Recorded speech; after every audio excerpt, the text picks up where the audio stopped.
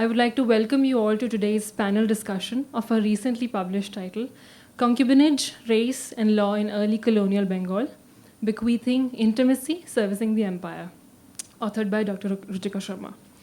As you may know, Taylor & Francis Group is one of the world's leading publishers of books, journals, and online resources.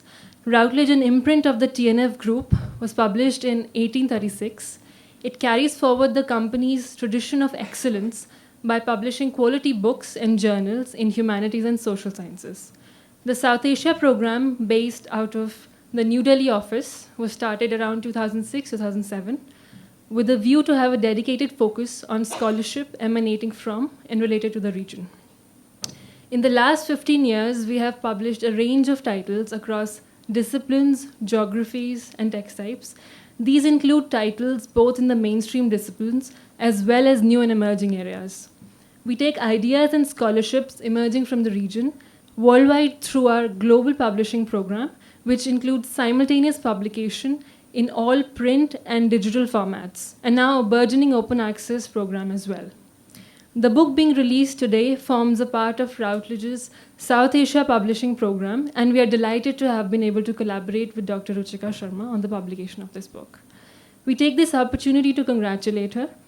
I would also like to extend a special welcome to the very distinguished panelists for today's book discussion, Professor Harbans, Mukhia, Dr. Pankaj Jha, and Dr. Shweta Singh. Thank you for taking out the time for today's event. I shall now briefly introduce our esteemed panelists and call them upon stage to take the book discussion forward.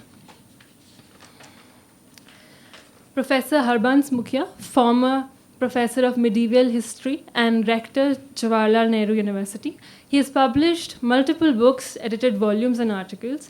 His research expertise, publication interests include, but are not limited to, feudalism, French studies, Mughal history, history of time, and so on.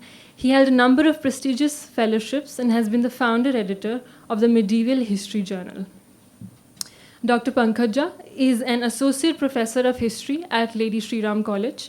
At various points of time, he has delved into issues related to textual criticism and visual media, as well as histories of Sufism, languages, time, region, and domestic servants. He has authored many books, several academic articles, and writes for local, national, and international journals in English as well as in Hindi. He is also the managing editor of the Indian Economic Journal and Social History Review. Dr. Shweta Singh. She is an associate professor of international relations at the South Asian University. Her research broadly focuses on feminist international relations, women, peace and security agenda, critical peace and conflict studies, gender and populism, feminist peace research with a focus on South Asia. She is the editor of various journals and was recently appointed as the UN Women International Expert on Populism, Nationalism, and Gender.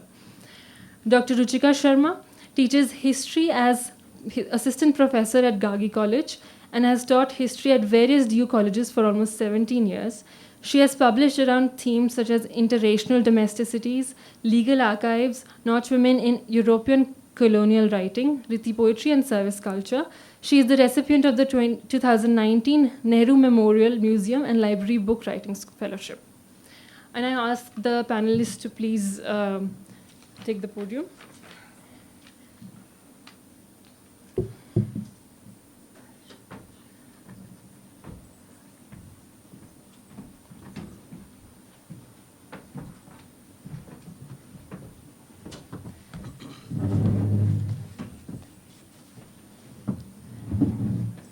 I'll request Dr. Shweta Singh to take charge of the proceedings. Thank you, everyone.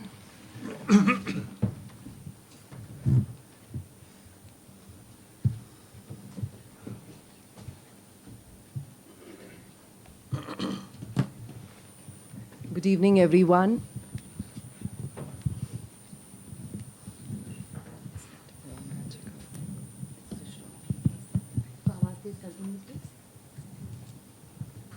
Good evening, everyone, and a very warm welcome for a very special occasion where we celebrate Ruchika Sharma as the author. Indeed, it is a very special moment, given that this book is phenomenal, not just in terms of its insights, but it sets benchmarks which are beyond comprehension in words. I think today's discussion, we would start off with Professor Mukhia, move on to Pankaj, and then I'll make a few comments. But before we go on to start our discussion, I just wanted to make a mention that this book was written by Ruchika as part of her Teen Murti Fellowship. And I think it's wonderful, Ruchika. Many congratulations just to start with. But without wasting any time, over to you, Professor Mukhia. Can I sit here? Yes. Yeah. We'll try keeping 12 to 15 minutes. Yes. Yes, send me an alarm at 12 minutes. Sure. Right? Well, thank you very much for inviting me to this wonderful occasion. Is it working? Can you? Yes, yeah? Okay. Yes, thank you. Anyway,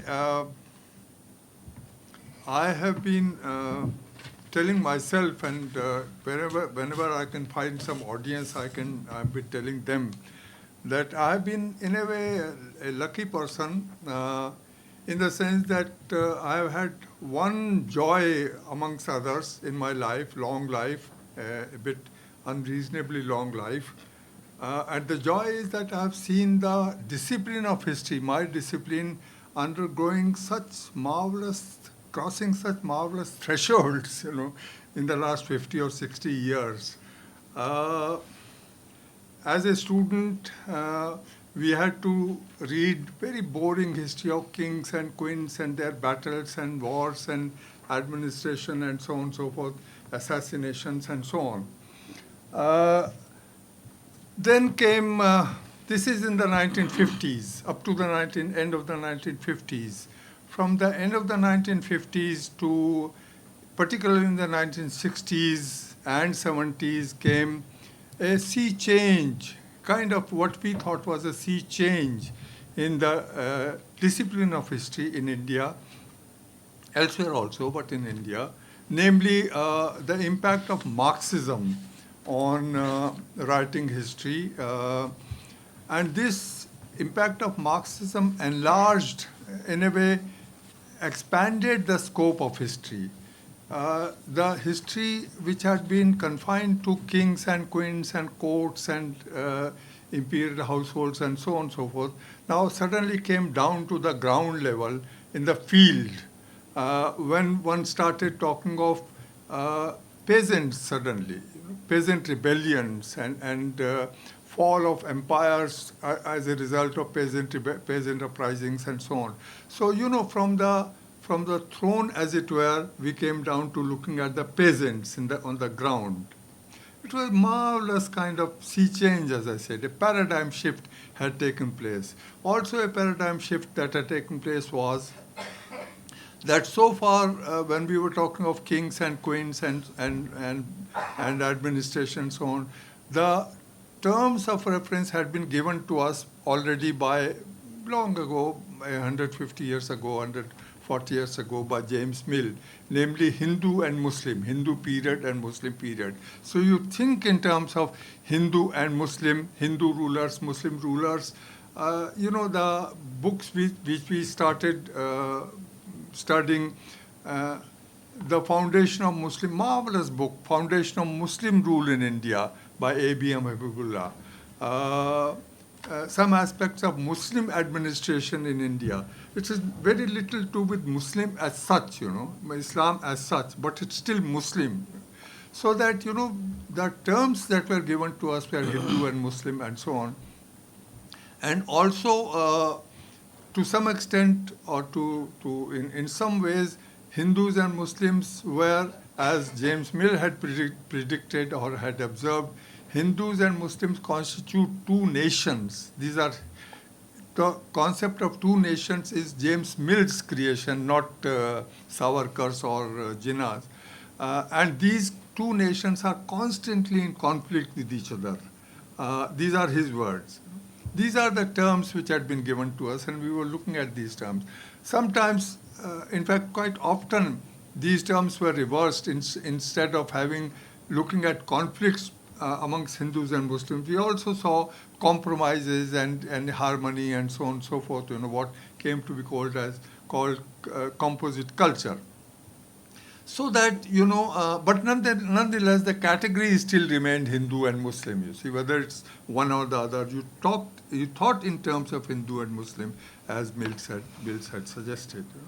But suddenly, the terms of debate had changed. Now it began to talk of class rather than community. Class became the entry point into the study of history rather than community identity, and so on and so forth. And yet, having said that, it still remains that, the peasantry was being looked upon from the foot of the throne nonetheless. All the data that was put forward, that was used for putting forward this thesis of peasant rebellion and so on, it comes from court chronicles and, foreign travelers, mostly court chronicles and documents, imperial documents and so on and so forth, with great sympathy for the peasants who were rebelling, who were being impoverished according to this thesis. But nonetheless, the database is still, derived from, the court. So looking at the peasants from the foot of the throne, as it were, with sympathy, but nonetheless from the foot of the throne. I think this continued till the 70s. From the 80s, I think there was a fantastic, absolute, that is where the real expansion of history as a discipline, Indian history as a discipline, both expansion, horizontal expansion in terms of new themes, absolutely new areas whatsoever. New areas, new themes, new modes of looking at these, new perspectives began to develop, as well as vertical growth, in terms of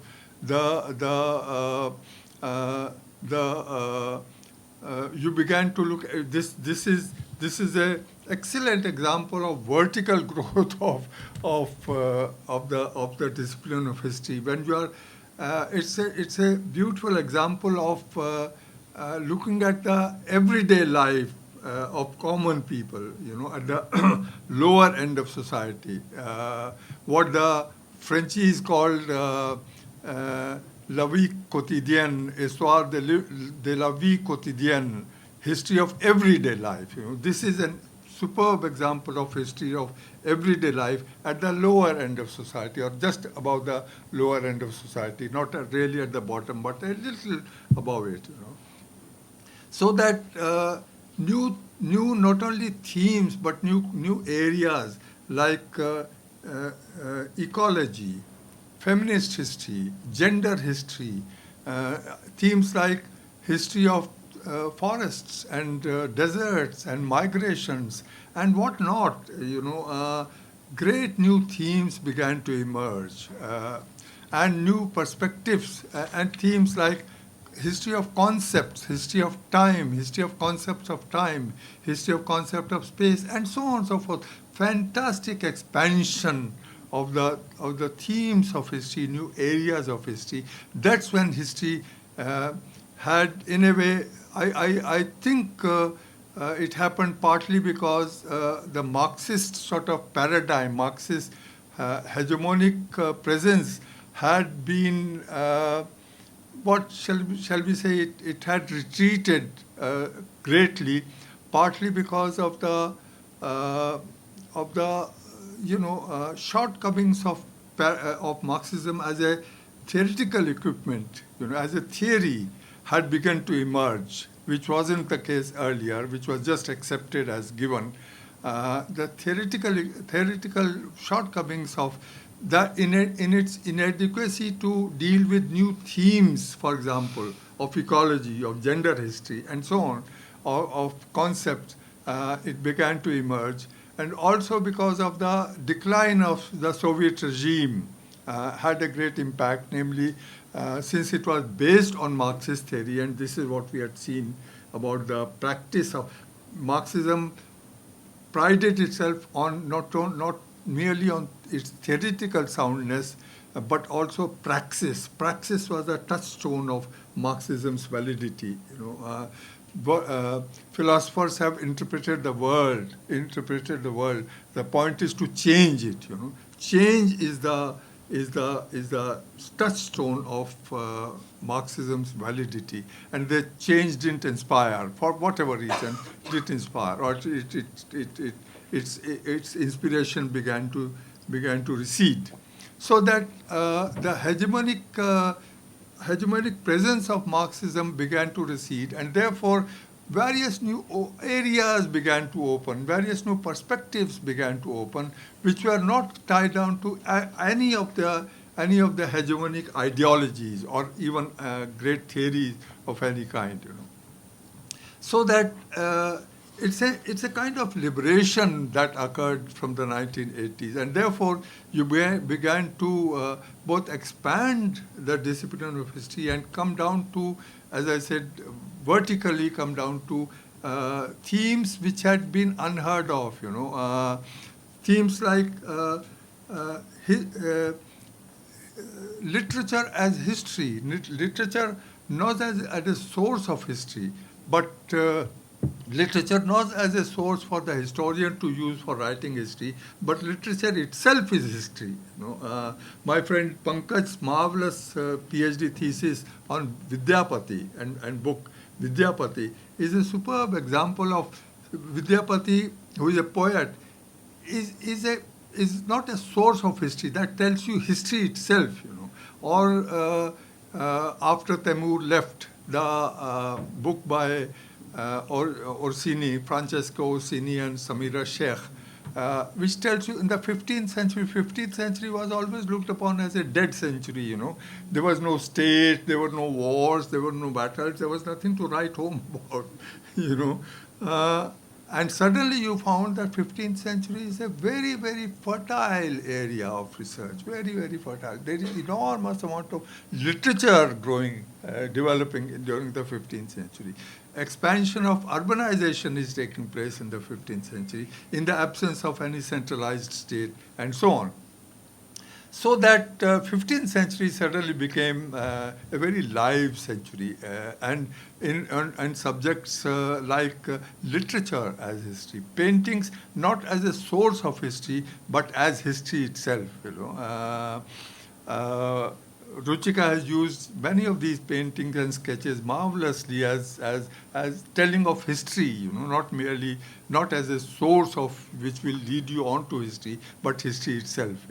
So that there is a great expansion and there is a great depth, and the depth is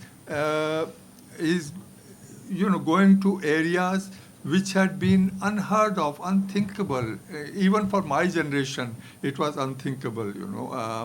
So that the generation of Pankaj and Ruchika, they are the ones and many other young historians are doing a marvelous job these days. Marvelous, absolutely superb job, which people of my generation couldn't even imagine that these were themes of history. Thank you.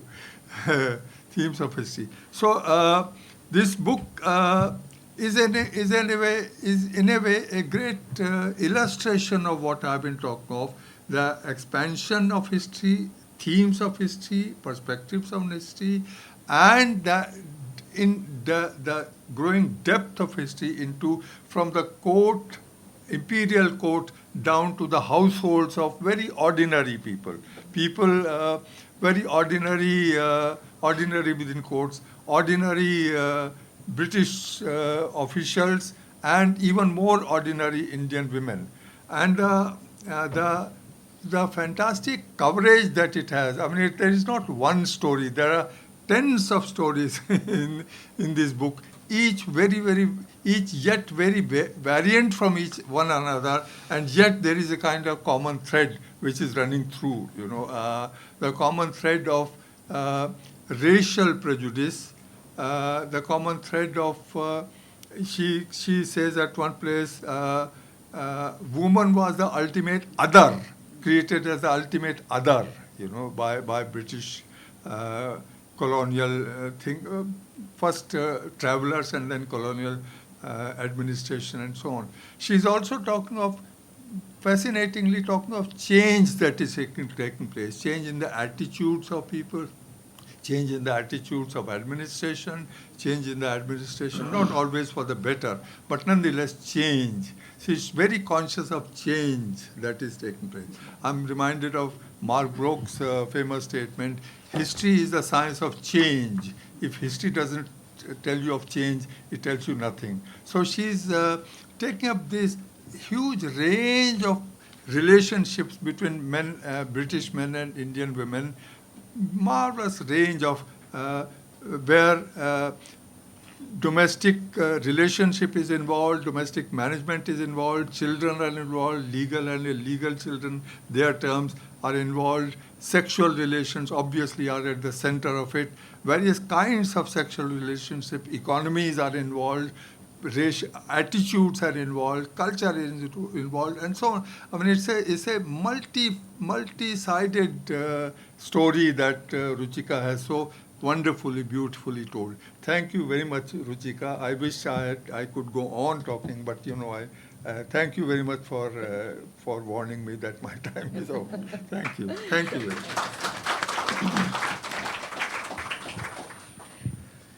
Pankaj, can I request you to come in, please? Thank you. Thank you, Professor Mukhia, for that wonderful tangent on the book that also reflected, as usual, very insightfully on the book itself. I'm going to do a more old school kind of thing, first of all, because I'm still I've just read the book. And as most of you can make out, I'm an interloper in this field. This is not my area by any means. But I agreed to do this because I thought one has to speak only for 15 minutes. And one would justify by simply summarizing and describing the book.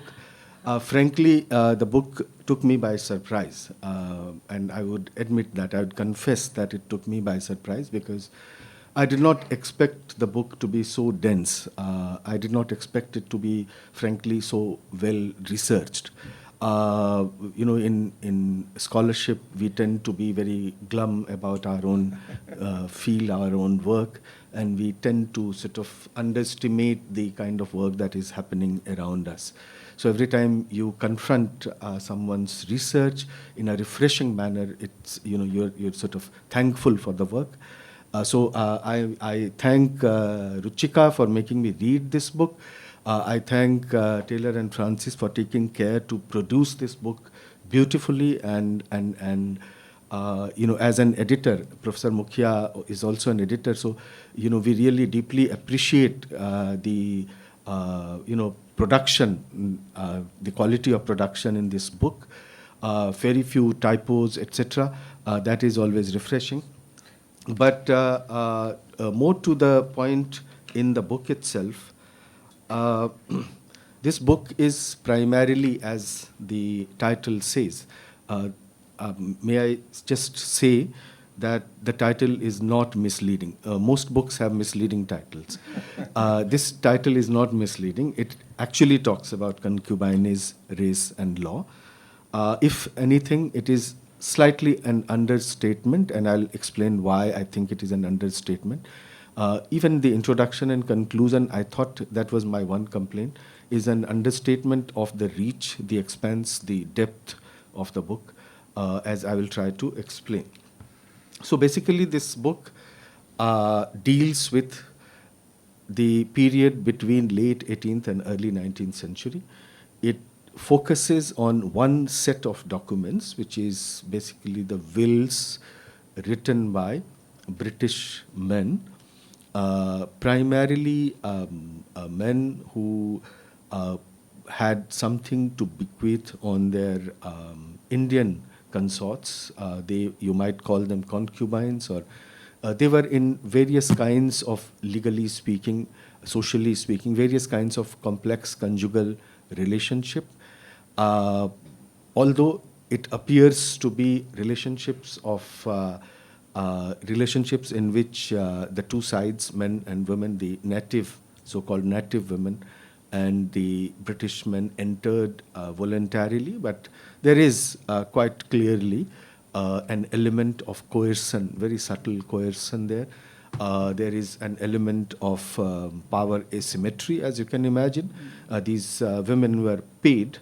It's very interesting that, and Ruchika has at several occasions hinted at that while paid domestic work, paid conjugal relationship might appear to somehow vulgarize what we, all of us, tend to think of as a sacred space, the familial space.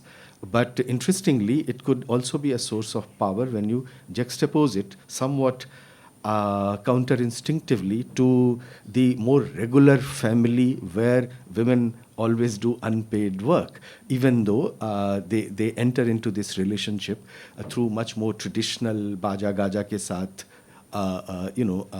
to establish a marital home. So as this by itself should illuminate, this book actually enters into a field which most historians tend to avoid. They leave the field to anthropologists and ethnographers, and we tend to sort of ignore this kind of work. So the work focuses on these wills. It seeks to analyze these wills with a view to understand the nature of concubinage, or more expensively, with a view to understand these interracial relationships as it constitutes the domestic space.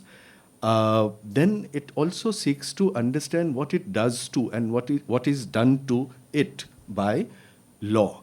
By law, which is emerging right now. British jurisprudence in India is emerging at this point of time. So it is being constituted. It is being 1772 is the year in which through a particular act the British Indian jurisprudence comes into being, and so law itself is in the process of being constituted alongside these relationships which are so undefined and so difficult to bring within the purview of law. So it deals with that.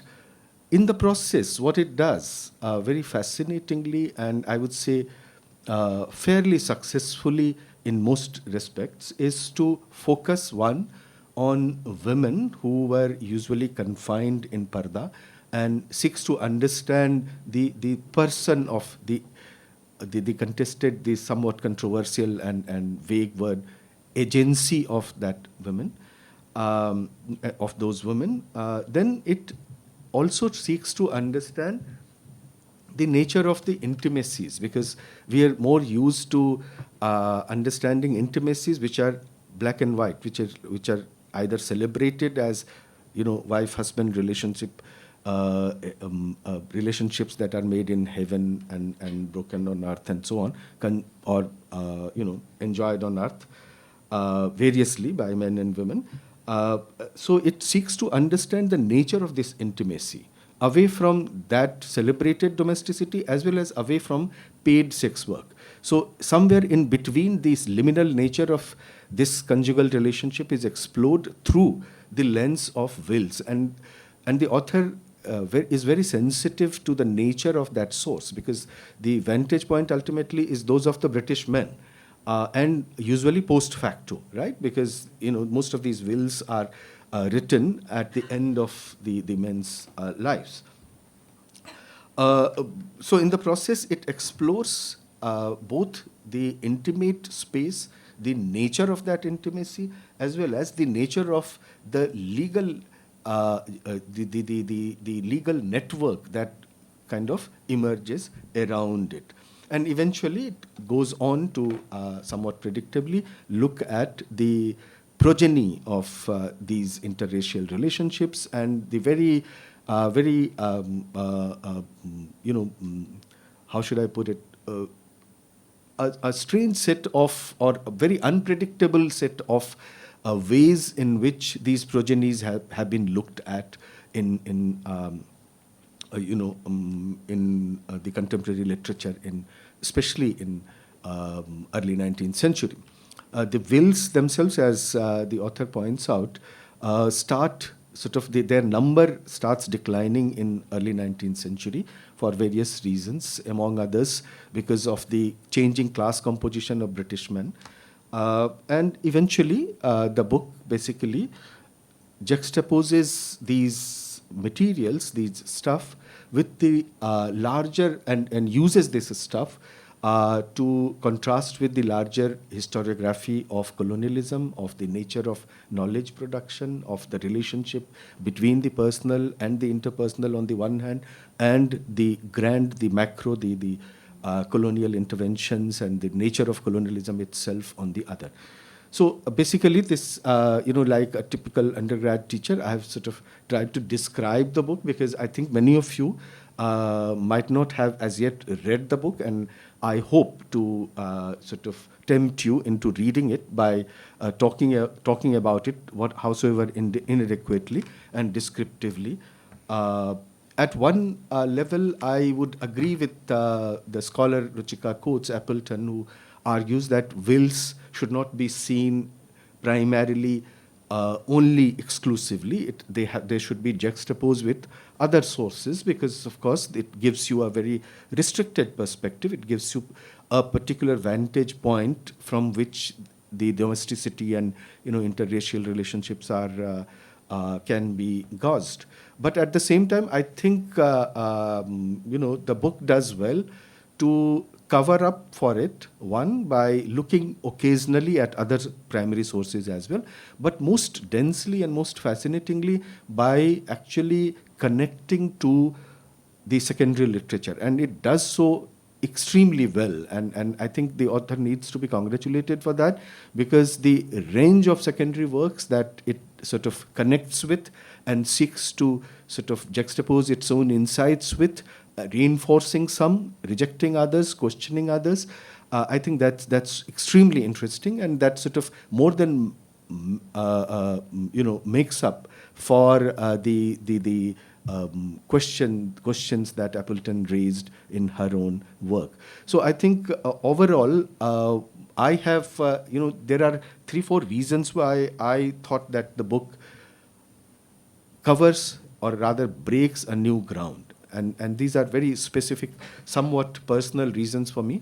One is that those of us who do research as well as teaching, although we keep complaining about it, that we hardly get time to do research, one of the things that it does is also allows you to look at the fruits, or rather the limitations of your research.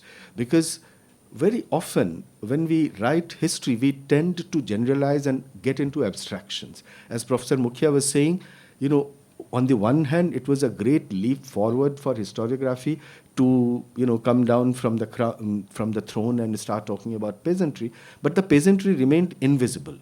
It was always the abstraction, not the peasant. It was always the peasantry. Okay, even the kings, mostly after the initial historiographies, the kings remained invisible. The explorations of, say, the structures of authority, the ways in which institutions are built up, and so on, all those things, in fact, invisibilize the king also. So what we tend to forget is that history is on the ground, always made between individuals. It happens between individuals. It doesn't happen in abstractions. Nobody thinks in abstractions. We don't think in abstractions. Actually, things happen between individuals. And what happens between individuals is actually animated very well by those who write historical fiction. And that is why there is no end. We can complain about why people read Dalrymple more than they read Irfan Habib, but there is concrete reasons why they do so. And there are ways, Ruchika shows, that you can actually animate a professionally written, rigorously researched historical work that would actually interest and engage people at a very personal level. Because herein, more than her own insights and conclusions, what she actually allows you to look at are her sources, the kind of textual material that she's dealing with. And you can freely imagine yourself over there. Even if you disagree with her insights, you get a window to peep into the world of 18th century and early 19th century interracial domesticity. And I think that's a fascinating accomplishment for this book. The second reason why I thought this does great work is because my complaint with all the modernists is that they often talk about change without actually ever knowing what existed before colonialism came. So they have these very funny, very abstract, very dated ideas about what Mughal state was and what was happening in India before colonialism happened. So for a medievalist to then move on to the Mughal period is a great work, because Ruchika is fully familiar with what was there in 18th century and sensitive to it. She doesn't take it for granted that, and that's why she is able also to point out to the continuities from the Mughal times into the colonial times. And I think that, again, is a great landmark. The third reason why I thought this book breaks new ground is because of the way in which the connections between the personal, the interpersonal, the domestic, the gendered self on the one hand, the literary on the one hand, and the grand narrative of colonialism, the state formation, the ways in which colonialism draws from, builds upon, and in some senses, in many senses, actually alters the political world.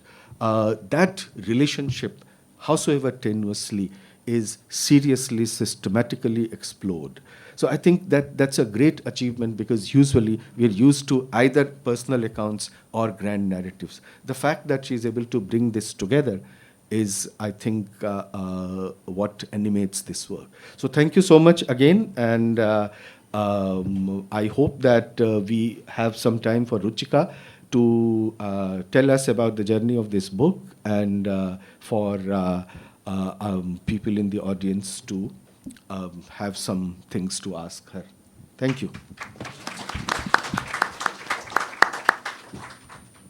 Thank you, Pankaj. If I can request Ruchika to time me in terms of 12 minutes. Thank you again for inviting me for this book discussion. And I must admit that it's intimidating to be amongst historians. I am not a historian by training, though my undergrad days goes back to history. I come in here reading Ruchika's book from the standpoint of international relations. And I think that is where I would begin my story. To my mind, when I read this book, and this is a contention, this is a conversation that I think we've had across disciplines, where do we start looking at feminist historiography? How do we start talking about international relations in South Asia, digging deeper into South Asian histories?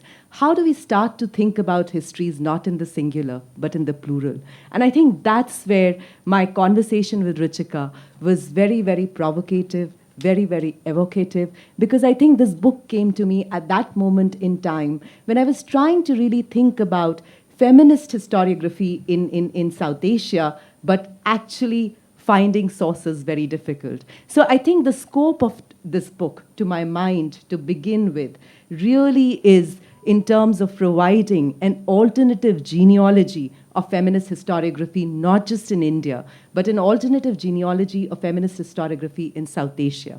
And I think this book should not be read from the narrow epistemic frames of just the discipline of history. This would be of value to anyone doing political science. This would be of value to anyone doing international relations. And I think as scholars of international politics, someone who's trying to still look at this genealogy of feminist historiography, I think to my mind, the focus on cohabitation in terms of domesticity and focus in terms of non-marital relationships, I think that's both revolutionary and it's an act of resistance. So congratulations to you, Ruchika, on that.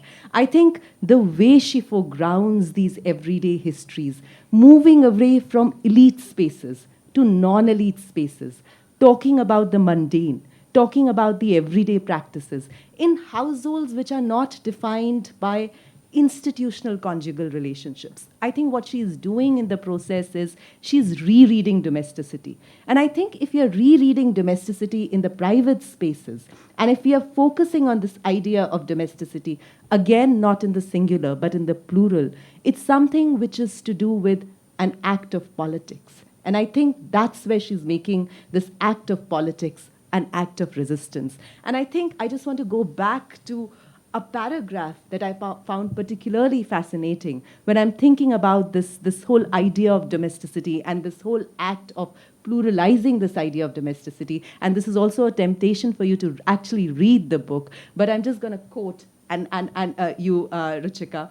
Different wills, as Professor Mukhia and Pankaj talked about, that there is a focus in terms of reading personal wills. Now, if you look at this, different wills, and this is, I quote Ruchika, different wills bring out different details of lives of individuals. There was no one right kind of domesticity, and I stress this. And to view domesticity as one-dimensional would be an extremely shallow way to understand its complexity and contextual. I think the push to pluralize histories. There are wills that express a great deal of affection, as well as those who do not mention the native mistress, but do talk about children by her. There are wills that tells us that some of the British men had natal as well as families from marriage back home. And at the same time, there are wills where only the native mistress and the child or the children from her are mentioned. How do we read these details? How do we read distortions? How do we read erasures? How do we read affections? How do we read the native women's histories? I think bringing back the mundane, bringing back the politics of silences, bringing back the politics of erasures is revolutionary and, as I said, an act of resistance itself. So making domesticity political, I think to my mind as a scholar of IR, when we look at everyday politics in IR, which is a different turn that is coming in, when we look at feminist scholarship from the standpoint of the everyday, going back, digging deeper into these sources, I think is phenomenal. I'm not sure that this kind of work has been done. So many congratulations to you, Ruchika, on that. So I think by doing that, when we are looking at this politics of domesticity, or when we are looking at this alternative feminist genealogy, what she also is doing, not just foregrounding the micro, but she's making a very insightful comment on the politics of empire and colonization. How do you reread empire? How do you read empire from a bottoms-up approach where you're foregrounding these micro-histories? I think the focus, if you're looking at feminist historiography on the empire, even within feminist histories, there's been marginalization of this idea of the so-called non-elite categories of the other, the native woman. So there has been, for instance, the focus on the harem. But if you're looking at the focus on the harem, it's elite spaces, And again, it's not talking about early colonial India or the early colonial period in that context. So I think that's extremely important when we are attempting to trace an alternative feminist genealogy, as I said, in the plural and not in the singular. The second thing that I thought is in the context of the location and the sites. I think when we're looking at disciplines, and I'm sure this goes for the discipline of history also, one of the questions that we ask is, and I think Professor Mukhia was talking about the vertical expansion of the field, and very interestingly, when I was hearing you, you talked about the vertical expansion of the field in the 1980s. And if I look at the parallel, in the context of the discipline of IR, I would look at that same kind of vertical expansion again in the period 1980s. So I see a synergy there in the conversations that you're having. So I think going back to that question in terms of disciplinary boundaries, I think there are also disciplinary dictates.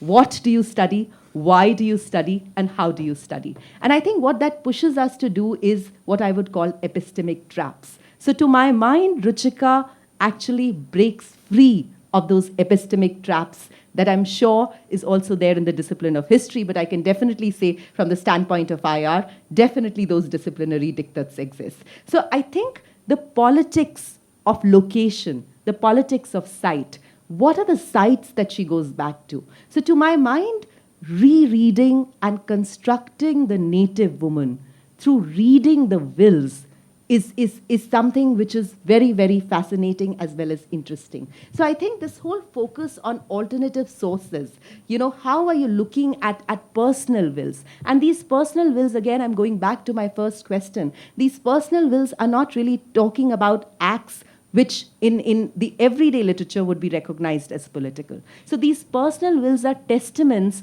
to ideas which have been invisibilized in the politics of both writing history as well as recognizing what is legitimate. I think, so Ruchika, in some ways, I would say she's breaking free of those epistemic diktats. She's breaking free of those templates of epistemic violence. So I think the focus on the sources, to my mind, is extremely powerful.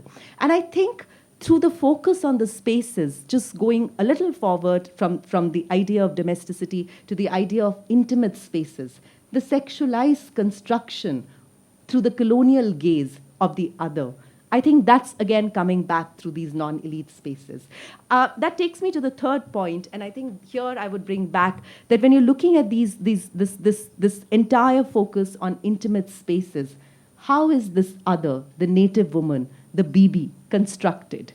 And how is she retrieved? I think there, the whole politics around the colonial gaze becomes important. I'm not going to go into the details of that, but I think what I particularly found fascinating from the standpoint of the colonial encounter, which we look at politically, is this juxtaposition of the native woman with the white woman, in the context of the politics of chastity, in the politics of the imagery of the sexualized body that we are talking about, the romanticized sexualized body that we are looking at. And I think what was very interesting was that she has different categories. And to my mind, again, that is what is foregrounding in intersectional analysis, politicizing the experience. So she's talking about the woman in a sari on a ghat.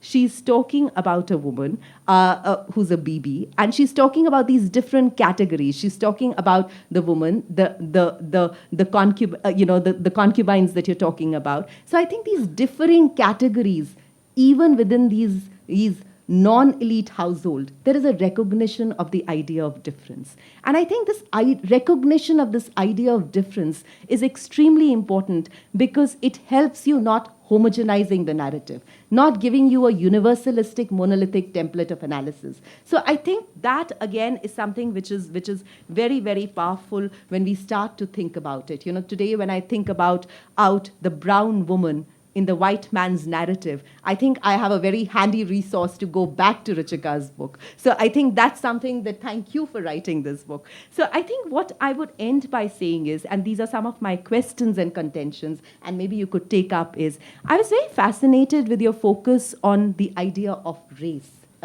And looking at Bengal in the context of social space. But I was wondering, is there a particular conscious reason why you've marginalized religion? And when you were reading these personal wills, why has there been marginalization, and why are you not talking about the question of religion? So I think, to my mind, that's a contention that comes across, because I see you bring in class, you bring in race, but why the politics of religion has been marginalized. So thank you, Ruchika, and many congratulations again.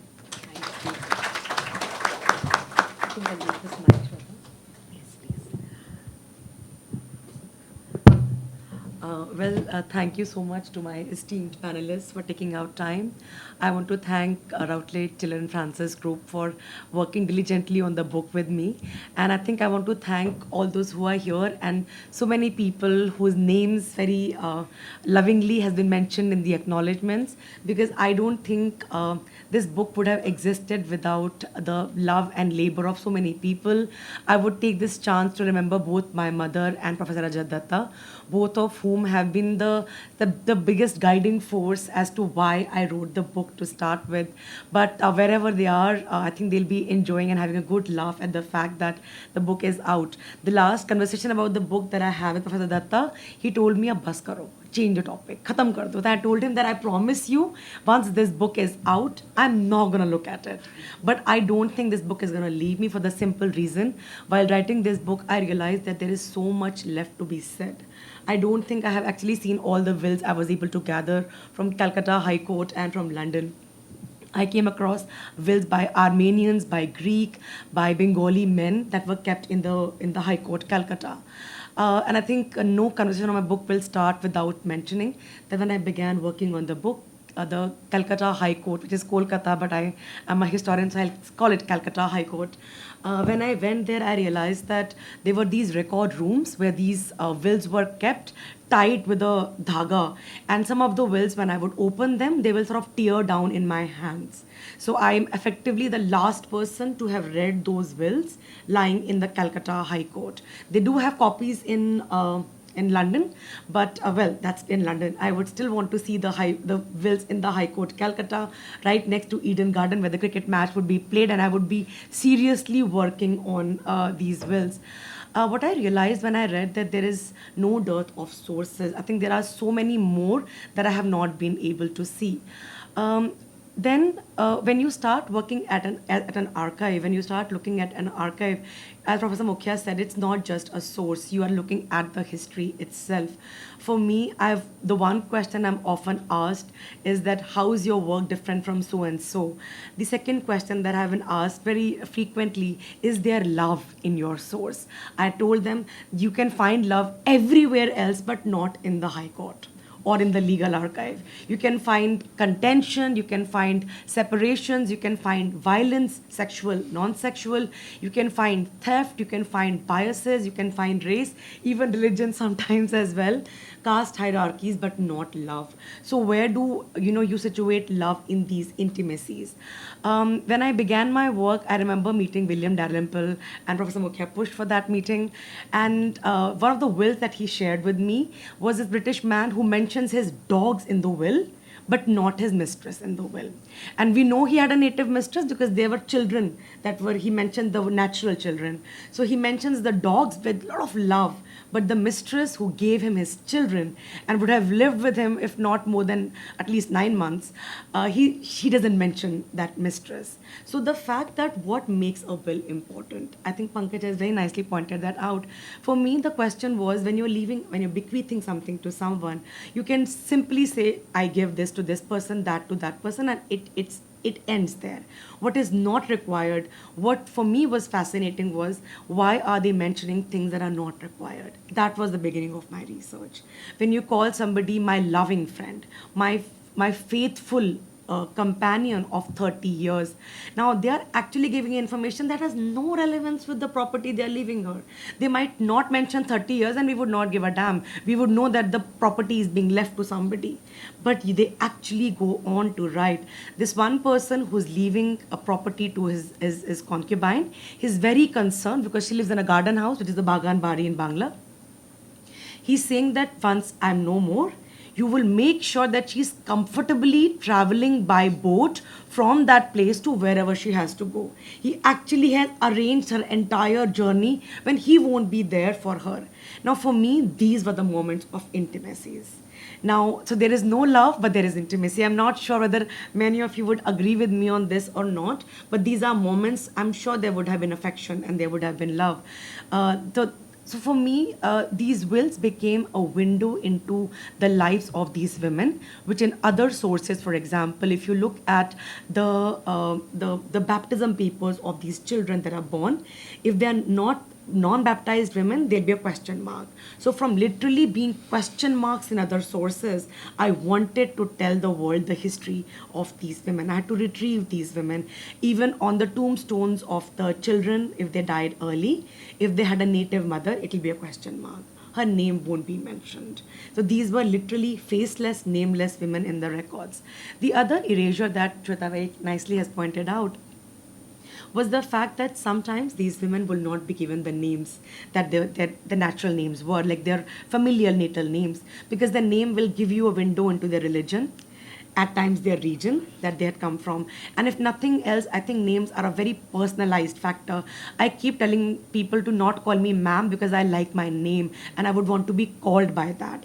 If you can't respect me by calling my name, no matter how many titles and G's and aunties and ma'ams you'll add to my name, you will still not be respecting me. Maybe we need to take names because they're a beautiful way in which a family imagines a beginning of a life by giving somebody a name. And those names are erased in many of these these wills. So these women are mentioned as Betty, Polly, Mary, some very common names that are given, and they will differentiate. They'll say her given name. I would have preferred if they said nickname. Bengal has this bhalnam, dhaknam kind of a concept. I would have loved to see some wills saying that this is a good name and this is a nickname. No, it doesn't have a concept of nickname. So a will say a Hindustani woman, a woman from Bengal, a woman from up country. Up country would usually mean Uttar Pradesh of present day times. So for me, this was a concern that how do I find these women? I think religion, Shweta, is a very important point. But so some women, somebody who's mentioned as their name, you can still find the religion they might have belonged to. Although I think in Hindustan it's very difficult to ascribe religion only based on name. I'm thinking of John Uncle Shalja, who is a Christian, but her name is Shalja, one of the Rupas of Durga. So I think it's very difficult to ascertain religion based on somebody's name in Hindustan. But still, even if you try a very basic version of it, I often fail to do that in my research as well. One of the most challenging things while I was writing the book was how to categorize this. Professor Yogesh Sharma is not here, and one of my discussions with him, he told me categorize your wills, and I told him that I'm not going to do that. Not because I don't want to, it's impossible. Each will has so many issues. If I categorize one will into one category, it means I'm not telling my readership what are the other issues that will talks about. So one will that I would really want to read, it's a little emotional kind of a will, maybe that's why I'm like reading that will.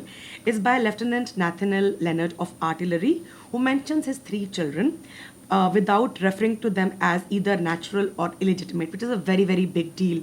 So natural means a child which is born out of wedlock. So one of the wills mentions that the nature is so powerful, which is why these children are natural. You have no control over the fact that who you will marry and who you will not marry. But this will doesn't do that. For me, this will blur the boundary of a natural child and a child who is one of the records in 19th century mocks that I hope the word natural stands as the opposite of the word alien and nothing else. I like that person. The Lieutenant Nathaniel Leonard of Artillery mentions his 3 children.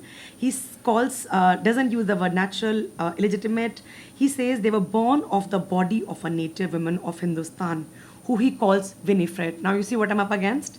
You know some woman, Winifred, you are very sure her name is not Winifred, but that's what he calls, and that's how we know her. In entire eternity, she'll be called Winifred. This will reads like a letter addressed to all his relatives, whom he left nothing in his will.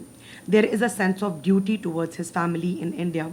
In an attempt to be fair, he wrote, and I quote, "The mother of my children would be destitute of support, and my own mother in embarrassed circumstances in the decline of life should I omit to appropriate what property I am now possessed of towards their support.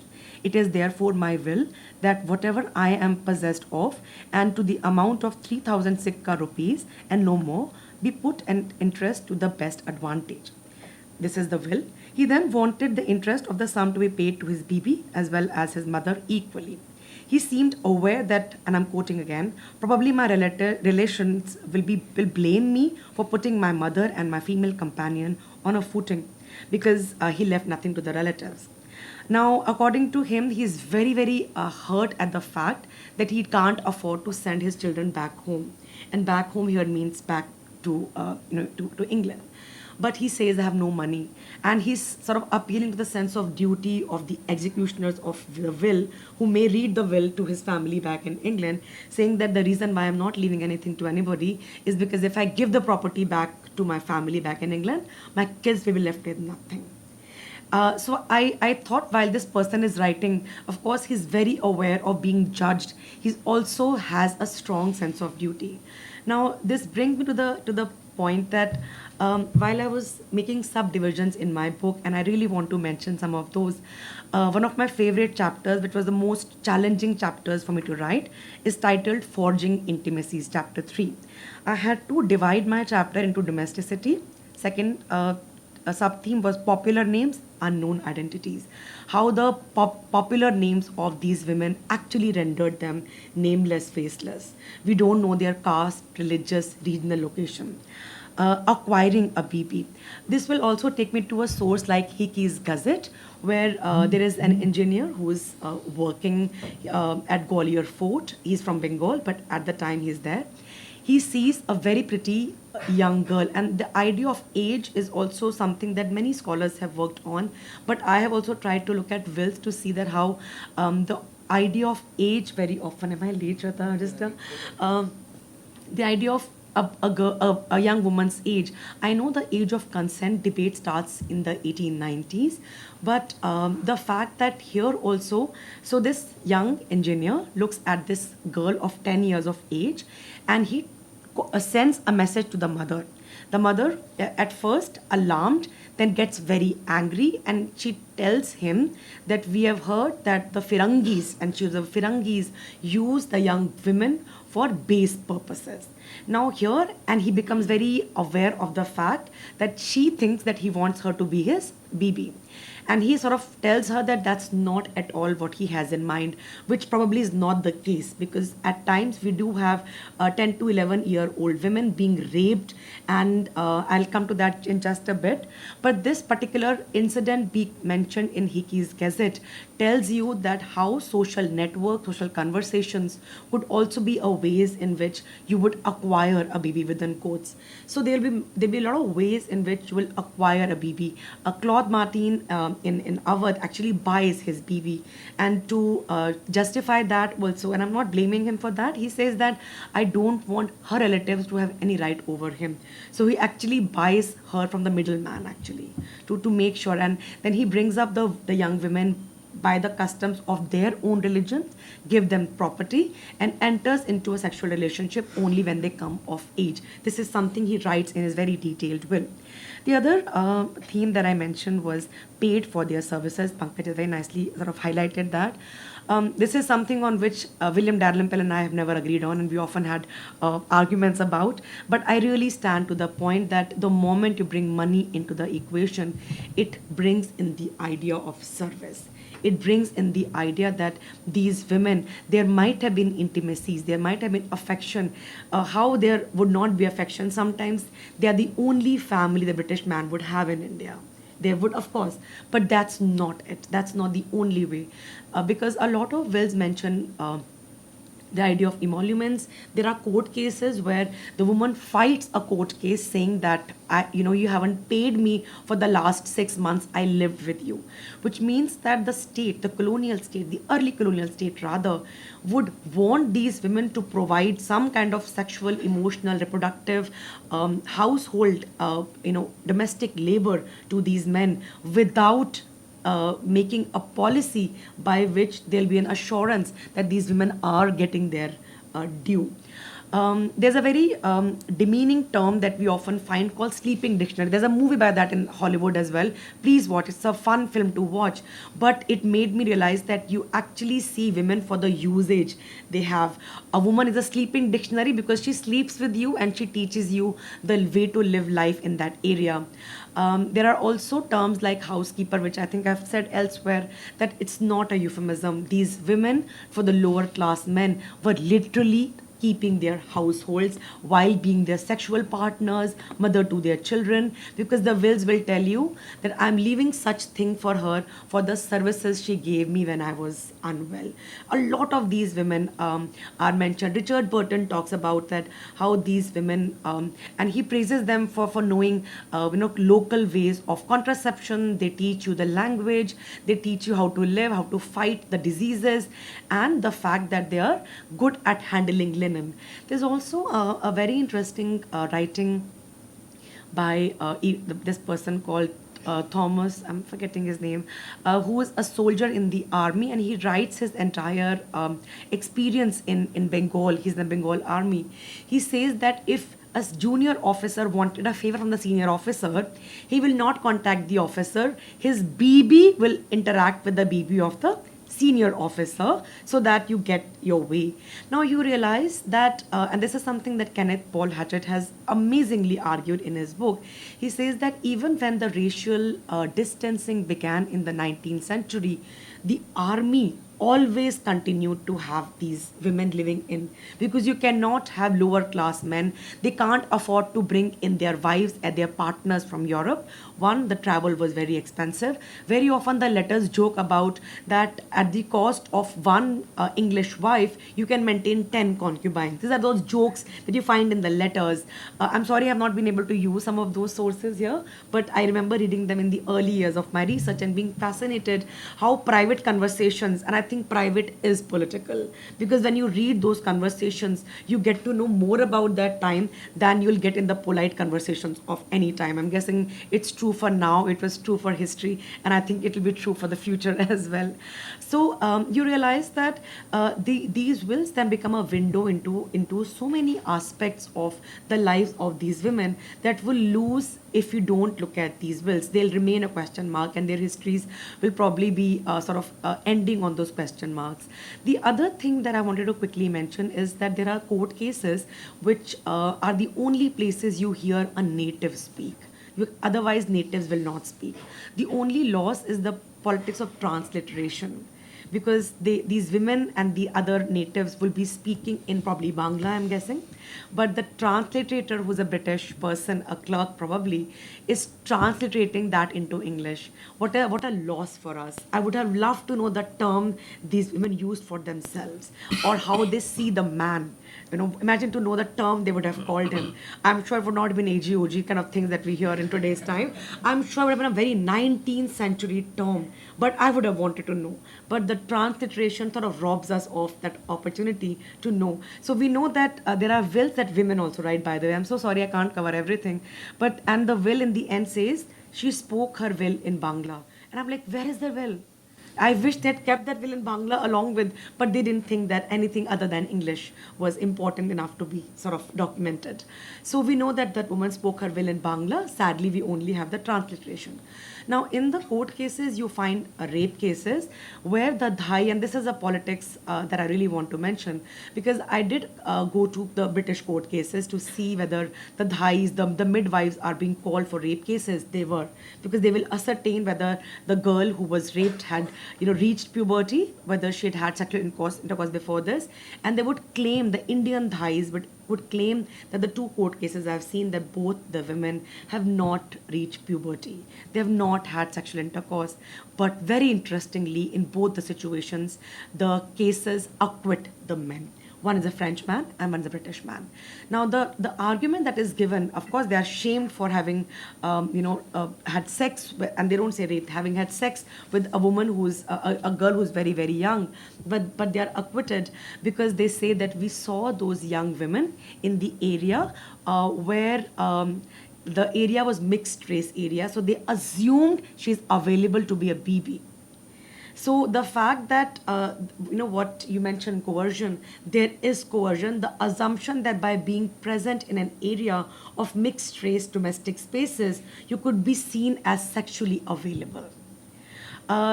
So I think in these sources, you see race, you see, I think religion not so much, maybe more in travel logs and travel writings.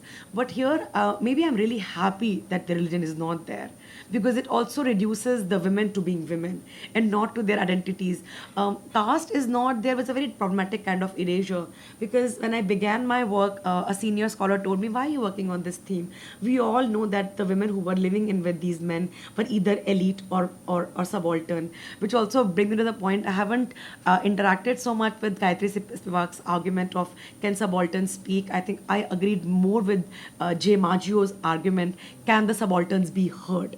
That was my question, that can we hear the subaltern? They are everywhere in the sources. Even in the colonial archive, you have the subalterns, but are we listening to the subalterns? Or are we trying to, sort of condemn an entire archive only because it's a colonial archive? Or only because this archive doesn't have women speaking? Yes, but agency, where agency is not there, leverage might still be there. So I think what I've tried to do, and maybe not so successfully, because I would really want to look at other aspects. For example, we often make fun of women being fond of their jewelry, of gold and diamonds. But do you realize that women had no property? the only way women, even now in many households, have any access to money or property, no matter how misogynistically sexist WhatsApp jokes can be forwarded on women loving jewelry, that's the only sense of security women often have. So here, the only way women have property, because no man, I mean, except for few maybe, men often don't leave land, houses, and money with the women. Similarly, and I'm making a very strong point here because same thing is happening in Britain. The law of coverture meant that even if an elite British woman married a man, her property will go to the man. Think of Jane Austen's novels, right? The property will always belong to the man. When they come here, similar sort of law is being brought onto us. There are some men who leave their entire property, and I would want to just read this well, because I think whoever this woman was, she would have been a very kick-ass woman, because she had not one, but at least 4 to 5 different British men she lived in with. Another point, these women could move out of these relationships. So she's mentioned as housekeeper and well-beloved friend Elizabeth McLean, alias Elizabeth Stagg, alias Elizabeth Bruce, and alias Elizabeth Cawdry. So the fact that this person whose name is Charles Cawdry, he wanted to make sure the property reaches the right person. He's being very precise, but it tells you that women do have the right to move from one relationship to the other, sometimes because there would be a contention, a fight, but sometimes also because she was not getting fair pay that she would have expected from these. Not to say these women are powerful, these are asymmetrical relationships still, but I would want to say that these women definitely had more agency than women in the marital relationships, not only at that time, probably even today. Thank you so much.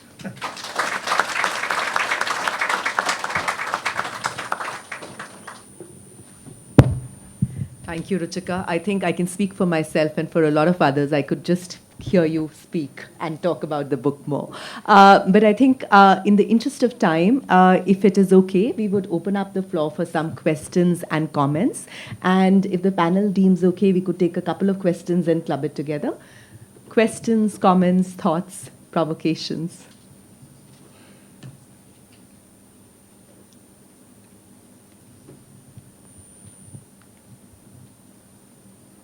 Please. I'll just request if you can introduce yourself and then the question, just your name. My name is Uncle John. Okay. Because she referred to me that name. What I was telling you, I come here to the IC of a member, and I come to book discussions. It's possibly one of the most unique discussion I've had on a very unique subject. I'm just wondering, there's somewhere in your book, is there any reference to what we now know as Anglo-Indians? Plenty of it. Thank you. Any other questions? Yes, Shatrupa. I was just wondering, because what I can remember is the story of Bequeathing. She was a theatre person, and when she got some money, which she wanted to open a school, it was not allowed in her name, because the whole contention was that her name can't be there. So do the women here, do we get any way we could get to know whether they could use the will, they could get that whatever we have been bequeathed to them? Can they have been able to use it, or it's just a bit? Thank you, Shatrupa. Any other question? We could take one more and then request you to respond, Ruchika. Okay, so maybe we could just request you to respond. So I think I'll start with John Uncle's question. So my last chapter is on the interracial progeny. I do talk about they're not referred only to as Anglo-Indians. In fact, the earliest usage of the word Anglo-Indian in the sources is about any aspect of life where the Anglo and Indian aspects are merging. So writers writing books about their lives in India will say Anglo-Indian sketch of their life, which means an English man living in India. The terms that we do get for mixed race children will be Eurasians, sometimes very offensive terms like half castes. Anglo-Indian starts to be used from 19th century a lot more. So I did see some selections of the Madras Committee's proceedings, some of the laws in the military proceedings as well, which reflect the changes and the attitude changes in particular. Some of the wills also, in fact, one of the wills where the mixed race children are mentioned, and one particular will that tells the children not to associate with browns when you go there, or the children who are mixed race. What is most fascinating, John Uncle, in my understanding, is that until the late 18th century, a lot of rich Britishers, English, Scots, and Irish people are sending the children back home, and they write these beautiful wills where they sort of appeal to their families, their friends, their network of social, I'm guessing extended families, that I'm sending my child, you will take care. Sometimes they give detailed description of at 21, give the money to this so and so, what training they will want the child to undergo, the daughter and the son. These are mentioned, but post 1793 is also when the official policy starts to change. You see that less and less of these children are being sent home. I would like to believe that the reflection of the changes to come were very, very visible in these wills, probably a more stark way than they were elsewhere. And then we also have the beginning of opening of special schools for these, mixed race boys and girls. There will be these ballroom dances, and I remember reading these in sources that the fair complexioned, Anglo-Indian girls will get married off more quickly to British officers, but not so much the ones who would take the complexion from their Indian parentage. I also came across, and this is something that I really wanted to also mention, the word native, for example. I was very scared to use the word native because, very often scholars of political science, scholars of sociology would catch me on the word native. But the fact that I was more curious, how are the sources using it? So they use the word native as anybody who has any amount of 1/8, 1/4, whatever amount of the South Asian blood in them, because then you are not qualified to be called a European. Richard Blechenden's diaries, which Peter Robb has done amazing work on, he talks about, there are about 74 volumes of diaries this person left, and there are 2 books that Peter Robb wrote from those. He says that there will be women speaking fluent English who will enter these relationships, but they will still be seen as native, because they will have an Indian mother or an Indian grandmother. In 1891, in Madras court, there's a case of a man who wants European sort of consideration, because he says in 5 generations back, I was a European. What European, I don't know. But 5 generations back, and the court is very perplexed. They don't know what to do with that because the person is claiming.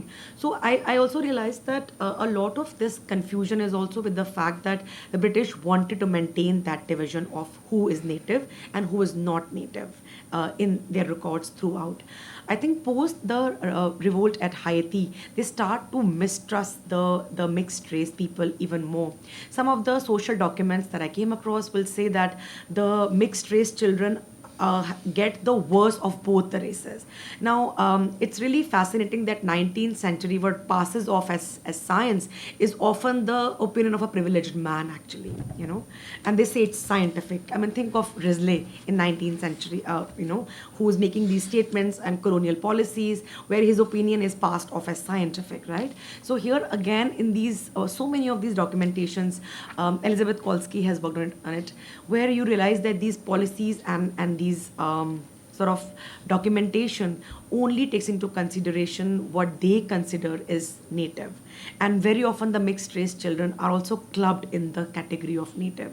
So sometimes one has to sort of look for, who are the individuals who probably are mixed race. So my one chapter is there, but I think there is a lot of scope to do a lot more on the history of the Anglo-Indians.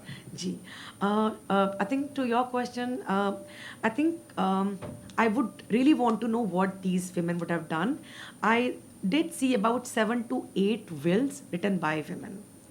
And in those wills, they will, and what was very fascinating, that they will leave their trinkets with somebody, their Khan Sama gets some money, their gatekeeper or a guard is getting some money, also telling you what the social network of these women would have been. I mean, familial network, one can guess, because many of these women are BB, some of them have English names. So BB Betty, for example, has left her will.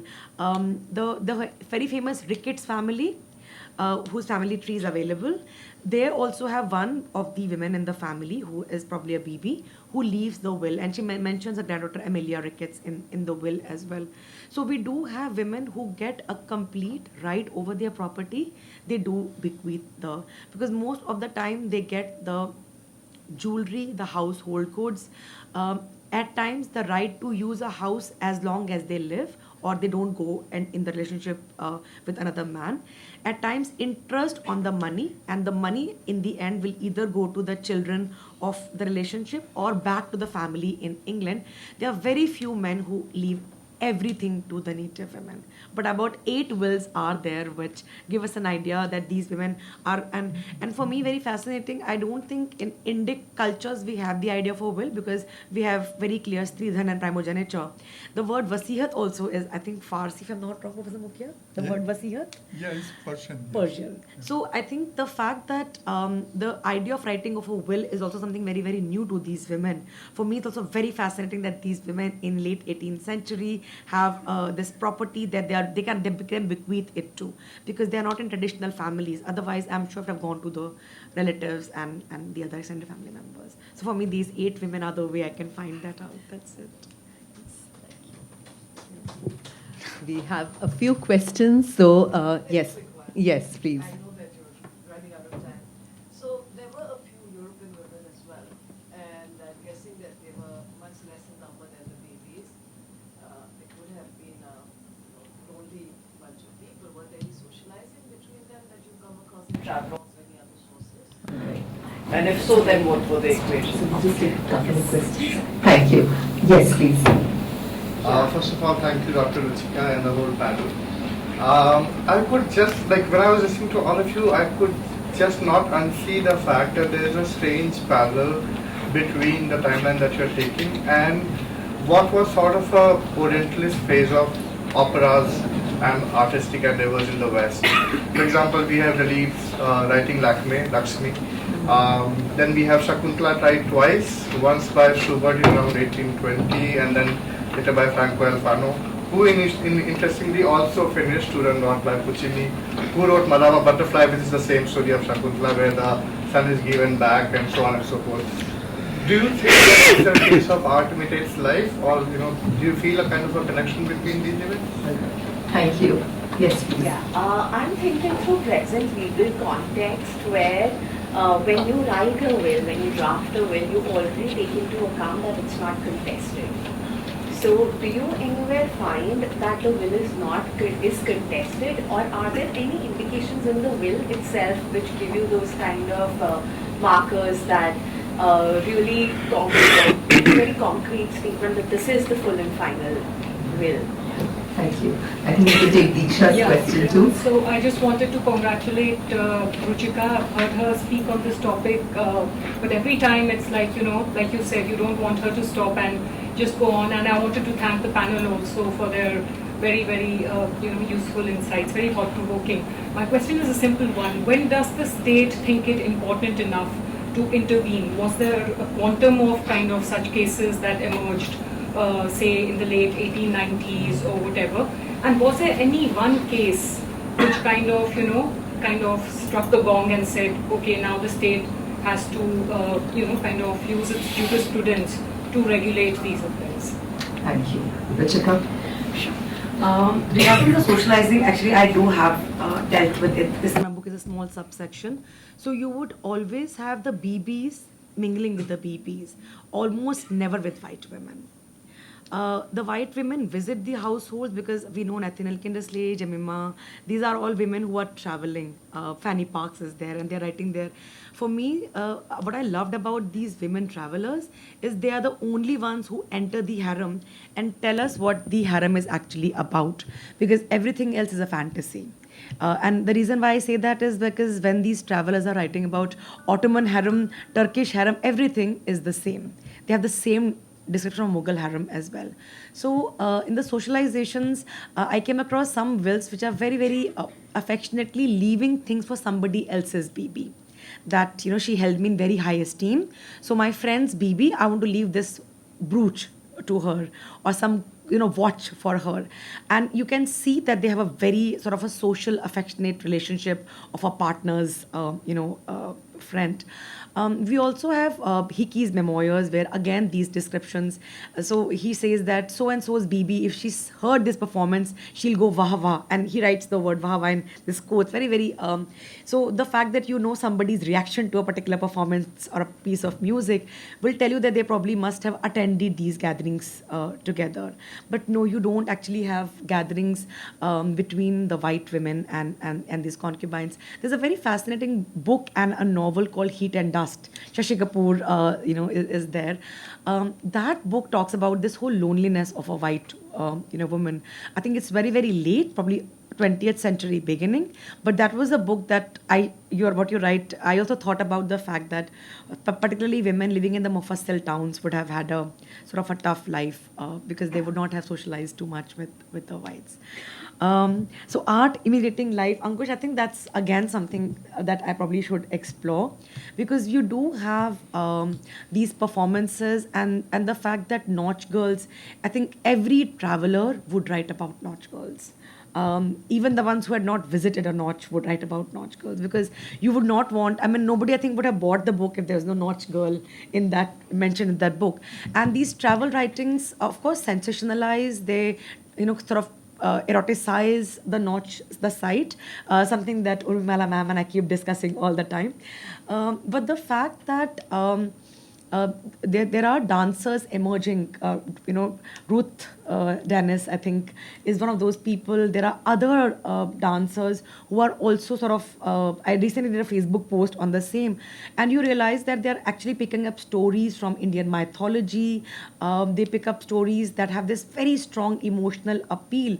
And I think it's also in a way orientalizing the gaze, but the most orientalized gaze in terms of a character is that character of Nabob. The whole Samuel Foots play, where they really make fun of the idea of somebody who would live in an Indian sort of a style or Indian way of life. And the character of Nabob, from an aspiration in the 18th century, by the late 18th century becomes something to mock. I would want to believe that maybe it's the idea of grapes being sour in one way as well. And secondly, also that you start associating wealth with everything that is South Asia standing for. But interestingly, what you said, it doesn't stop in the musical performances. In fact, it starts when the Nabob is being sort of condemned. So that's a very interesting thought for me to carry along with as well. Asta, for contested wills, there are wills which have codicils. So the man will say this very nicely, leaving everything, and then the codicil after a few months saying that this person has left me, as of today she has nothing to do with the previous will stands cancelled.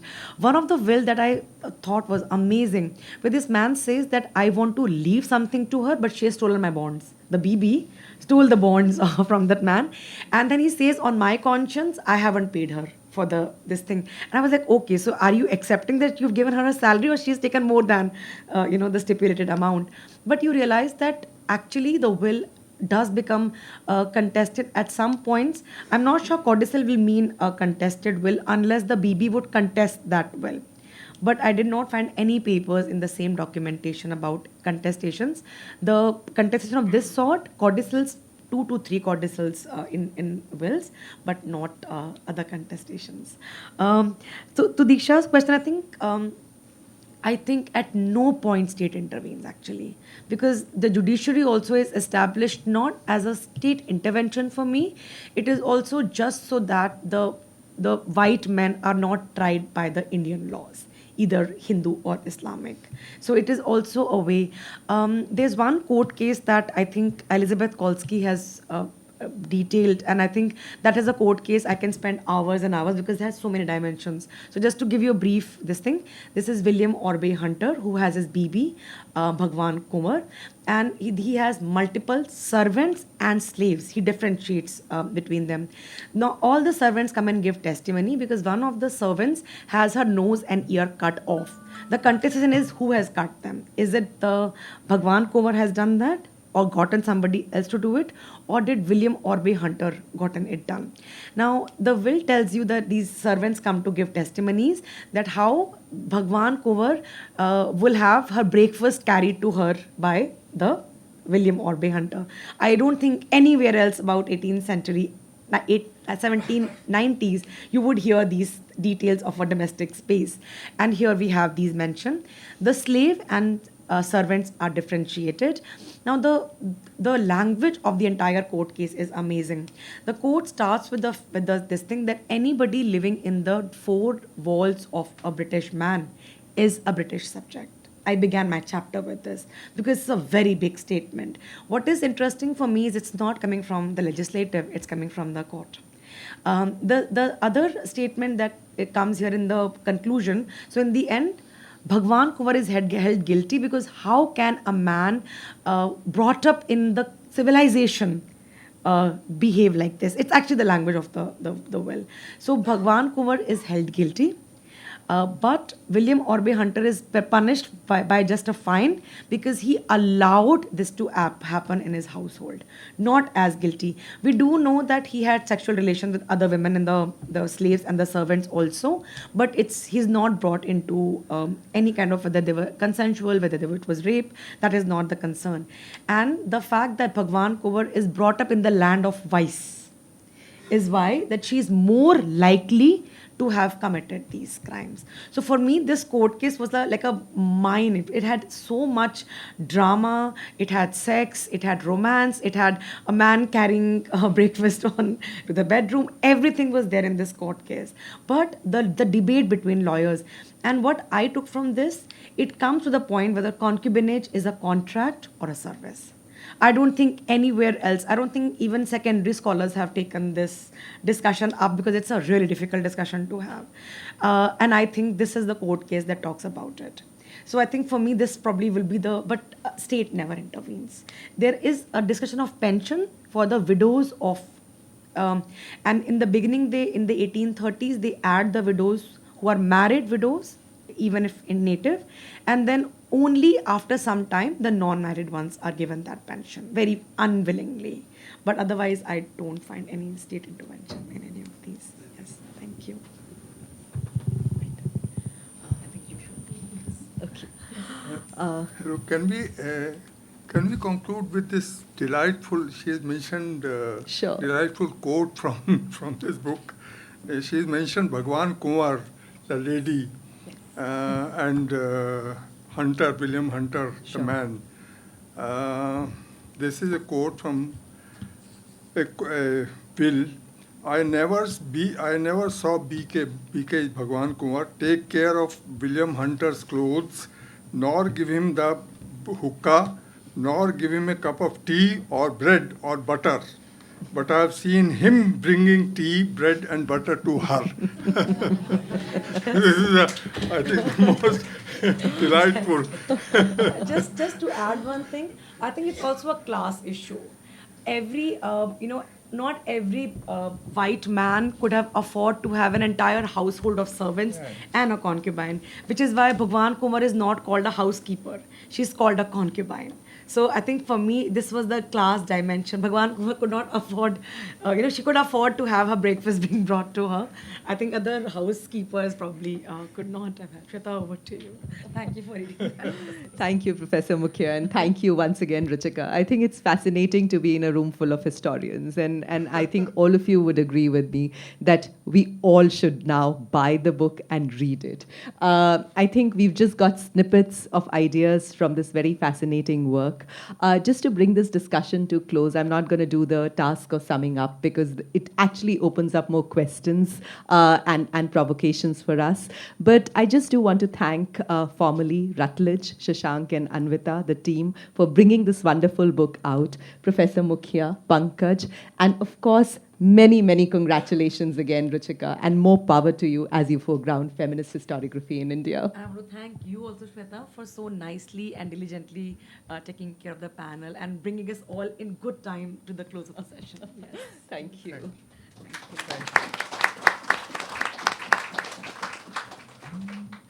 Thank you.